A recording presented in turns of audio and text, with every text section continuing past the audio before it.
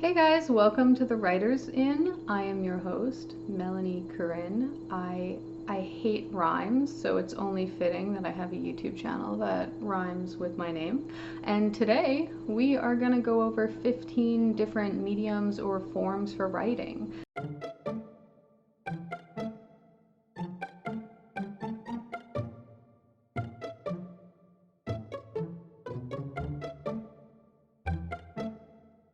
If you want to be a writer and you don't know where to begin, or if you've been writing a while and you want to experiment with different styles, this is a great way to flex your literary muscles, is to try different forms and styles. So we're going to talk about some of them today, and at the end there is a secret challenge.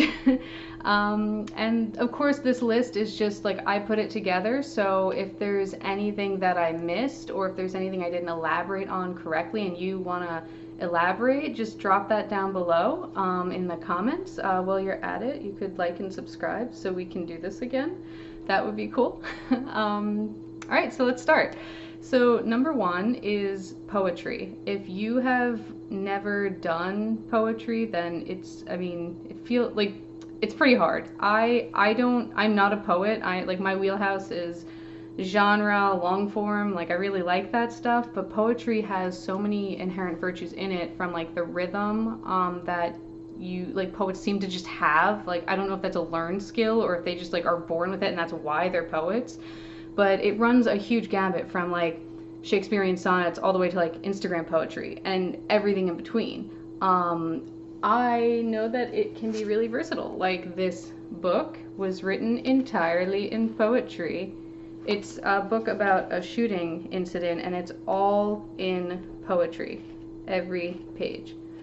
It won a ton of awards. It is Long Way Down by Jason Reynolds, if you're interested in exploring more poetry stuff. And then this guy is like more traditional. This is my boy right here. This is the good. The Prophet by Khalil Gibran. And so if you're gonna be a writer, you want to like experience different forms and you want to grow the skills that you have. So there's a million different types of poetry. Because I'm not a poet, I'm not going to try to go into them. Like, which ones do I know? Well, we did some sonnets in high school. There's free form, like prose poetry. There's found poetry. You can just like Frankenstein words together, sentences together, which is pretty cool actually. There's so many haikus. I went over like some 7-word thing. I don't know, it was interesting. But yeah, and the nice thing is like it's a resonance. Like with poetry, it's a resonance you have in the moment. It's a lot like performance art. You can speak it. They have like slam poetry sessions. So yeah, if you are looking to do something just like fun and kind of like get yourself out there, like creatively, try it. I mean, I've done tons of it. None of it's good. None of my poetry is good, but it's definitely something that will teach you something new about yourself, and you might love it and find out that you're a poet. Okay, yeah, so that's number one. The second one is lyrics, which I know could just be like an outgrowth of poetry, but for me there's a difference in like the intentionality of like if you're writing something to pair it with music, or if you have that sort of musical like undertone in your head, if that's how your brain works. Lyrics, I mean, I know a lot of guys that do rap lyrics, like they write them a lot, they have like journals. So I mean, I would say it might be a type of poetry, but I would give it its own distinct spot. Number three is flash fiction. Flash fiction is any fiction that's under 1,000 words usually, and it has some stuff like it's very emotionally resonant. It subverts expectations a lot, and the nice thing is it's a really warm community. Like a lot of things can be cutthroat, a lot of industries, but the flash fiction like community, because it doesn't really pay well and because it's like a very literary, very like for the love of the art thing, it's full of like good people that just want to be there, that are I think really friendly to newcomers. So then there's personal essaying. That's number 4. Personal essaying is like, I didn't know it was the good until I did it. It's it's crazy because it's gonna teach you organizing principles. It's gonna teach you like how to structure things. It's gonna teach you insight, how to reflect and revise your own like thought process. It's nothing is by mistake because it's a short essay about yourself. You have to really figure out what you're using to craft the story you're trying to tell, how you're curating people through it. It's no joke, but it can be really, really impactful. Then there's the fifth one, short stories, which is if you are like, I'm going to be the next great novelist of genre, maybe start with short stories. I wish I had an adult to tell me this when I was starting out. It would have saved me 3 very long and or bad unpublished novels of effort. The nice thing about short stories is you can, like, you don't have to put years of effort into them. I mean, you can, but they're shorter. They're like beginning, middle, end, and you can fully flesh out a world or hit your genre tropes, and it's a great like learning exercise, and you can sell them. Short stories are between I think 1,000 and 20,000 words. You're never going to sell a 20,000 word story to a magazine, but not everything is about selling or publishing. It can just be about like the actual act itself, the fulfillment that comes with writing. Ooh, novel, I know. Well, we're not at that section yet, so short stories are like, I wish I had done them, because then I wouldn't have ended up with like 150,000 like word novel for starters, which you like, that's too much. You don't know what you don't know. But yeah, don't write a 600-page novel if you're starting out. You're not Clive Barker. But then again, you could be the next Clive Barker, so just disregard that entire statement. Yeah, seven is playwriting. If we're starting, like, if we're still talking about the shorter forms, there's 10-minute plays, which I wrote one of those for class with my classmates. It was really fun. It was like very cool. And then there's also like 1-act plays, and of course these can expand into like a longer 3-act or 4-act, whatever plays do. The thing about playwriting is it's clearly all dialogue. It's dialogue heavy, and the thing that separates playwriting from film and TV, which is our next section, is the fact that there's a live audience. And a lot of writers forget about that, or they don't write like with that in mind. It's really, yeah, that is like the most crucial. So it makes kind of playwriting or any sort of theater production more of like a performance art necessarily. Well, my thoughts just ran off like cats in different directions. So, playwriting, and also you can't control the eye the way you would with film and TV. With film and TV, there are cuts, you can go to different sections. With plays, it's just the whole like mise en scène, like everything at once, and that totality is constantly in effect. So between that, the live audience, and then it's a form that lends itself to dialogue. If that stuff is all floating your boat, maybe give it a shot. Then there's film and TV, which they are 2 distinct forms because they require different like beats, they are different lengths, and there's also like different nuances of how you write. But by and large, they're both audio-visual mediums, where when you're thinking, like in a novel, you can talk about the person's interiority, you can do like a 20-minute 20-page excerpt about like their inner monologue. In film, that would be like a voiceover, and you're pairing that with pictures, images. So you just want to be like aware of the different strategies and approaches you take to these different mediums. They're also, film and TV are very dialogue heavy. I mean, unless you're doing something like a Space Odyssey. Doesn't have, everything I say can be canceled out because it's creative, it's art. It helps to know the rules for like the thing you're doing before you throw them out the window, but you can do whatever you want. That's like the fun of this. So this is all just a starting point to help like jar your brain and motivate you. Then there's number 8, journalism, or like art criticism, performance criticism. Journalism is really much like poetry. It's like too broad of a field without me considering myself a journalist to like get into. But there's like, you can do narrative stories. I mean, the way people do investigative journalism and then have to go back and turn that into a narrative story, like there is storytelling inherent in it.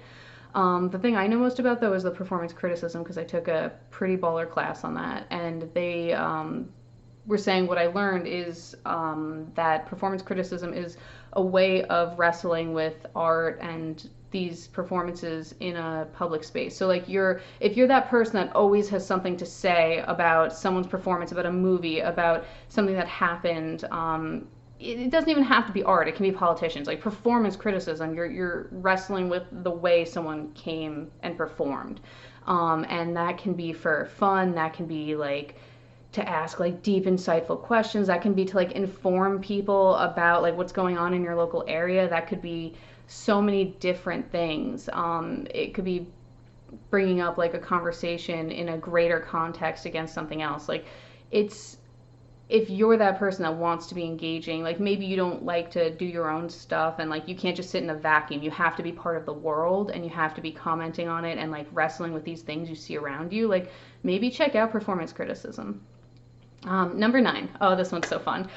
Video game writing. Yes, that is an option for writers. You could do video game writing. It has some of the best. I love books, but some of the best storytelling I've experienced has been in video games. Like Dragon Age Inquisition.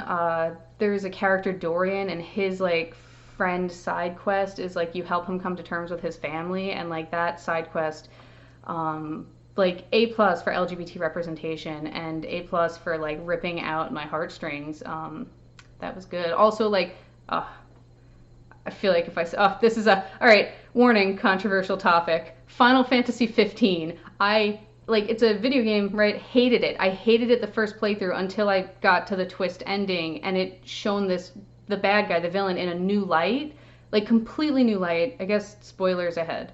Click away if you don't want to hear this. Okay, your time has passed. It's shown the bad guy in this whole new light, and I was like, oh my gosh, this bad guy was basically an allegory for like Jesus. The bad guy was Jesus, and he was still the bad guy. What just happened? Like I've never, even in literature, like I've never read anything with like any inverse Jesus tropes, and it was insane. The storytelling I went from hating it to like loving it. There's some really cool stuff going on in video games. Then there's number 10, webcomics or graphic novels. The cool thing about this is if you're only a writer and you're not like, you don't do illustration or any of that, you can always pair with someone else that does, and now you have a partnership, and it can help lighten the load of what it is you have to do. Okay, so then 11, there's like this work or professional writing you could do. There's copy, you could write copy, which is like how things get written for like advertising or marketing. Like it's really creative, and it also can make a lot of money is what I'm under the impression of. There's resume writing. If you think that that's not an art, you're wrong, because some people, like, who knows how to sell themselves or how to articulate like why they're worth someone else's time just innately, like, and do it in the right way that can impress people. I mean, resume writers can help you articulate the best part of yourself, and that is such a skill. I mean, editors have that skill with your writing, but I mean, resume writers do that for everyone, and it is an art. And I spoke to a resume writer who she talked about how it should be fun to write a resume, or to at least see the resume. It should be a reflection of you, and you should be proud of it and kind of like excited by it. I had never thought about that before. So if you're, once again, like if you're the type that doesn't want to necessarily do like artsy stuff, but you're a writer and you want to like write, I mean, resume writing is an actual thing. There's speech writing that is like super artistic and pretty badass. But then there's also grant writing or technical writing. Like if you're thinking these aren't real writing forms, or you can't be a writer and do that, I mean, if someone wakes up every day and they're doing this every day and it's what makes them happy and they love it, then honestly, they're a writer. And that's not what I would do, but that's okay. Like, they can do that, and they are a writer.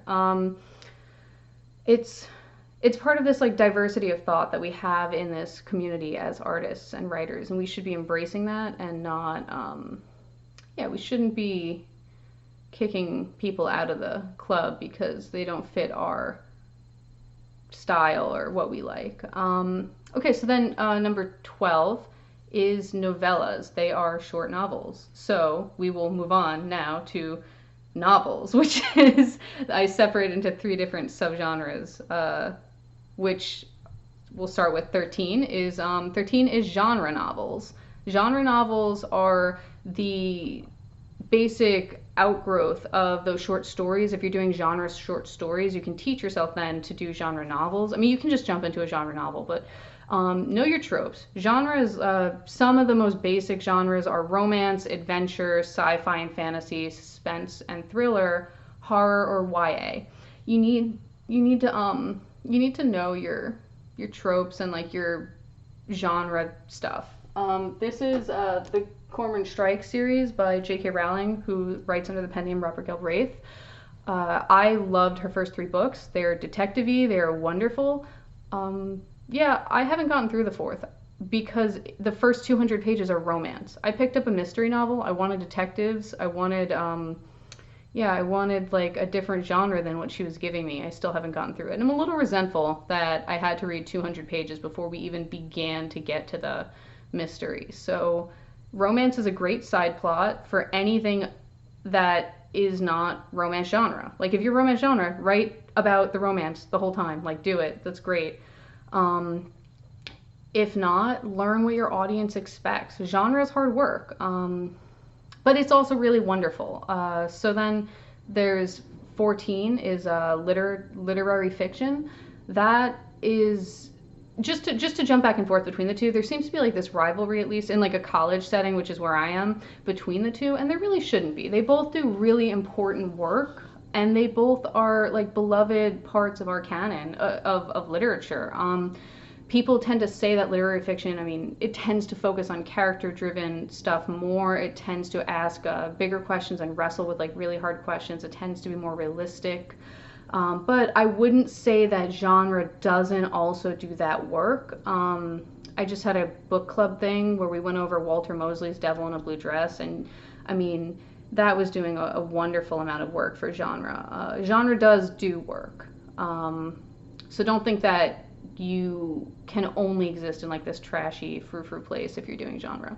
I mean, that's my goal, but you know, it doesn't have to be everyone's. So anyway, literary fiction, I don't, this one's tricky because literary fiction just means it's like written better. It has a better craft. Like, you know, I think Cormac McCarthy or Alan First might be genre, but like, if you're like their styles are basically lit fic. So I mean, there's a lot of interplay between these. And for literary fiction, you have like maybe realistic fiction, historical fiction, magical realism, and contemporary. These are not all going to be literary fiction. These are just things I think lend themselves to literary fiction. And then for the nonfiction stuff, like the textbooks or reference books, self-help books, narrative nonfiction, which involves true crime. So that's a huge category. And then memoir and biography, which is also the outgrowth of like curated personal essays, right? Like personal, what is it? Coyote Ugly started as like a personal essay in like a magazine and turned into a movie. Like you can expand the concepts and ideas you have from one area into another. But that's it. That's our list. So I will have them all in the description box below, as well as a flow chart for you to go through if you want to figure out which one you should do. And then here's the challenge. Mark on your calendar a week from today and try to do something you've never done before from this list. If you are a romance writer, try to do like a horror short story. Or if you are a like TV writer and you're always doing scripts, try to do theater. Try to do something like a 10-minute play and see like if you can wrestle with that difference between the two. Yeah, just do something out of your comfort zone. That's and then come back and comment below and let us know how it went, so we can all be jealous that you accomplished this thing. No, it'll be good. Okay, yeah, so now that we're at the end of the video, please like and subscribe. Check out the flowchart. If you wanted to comment on anything that I touched on but didn't elaborate on well enough, please like comment below. And then also like, thanks for hanging out with me. I will see you later. This is the part where I click off.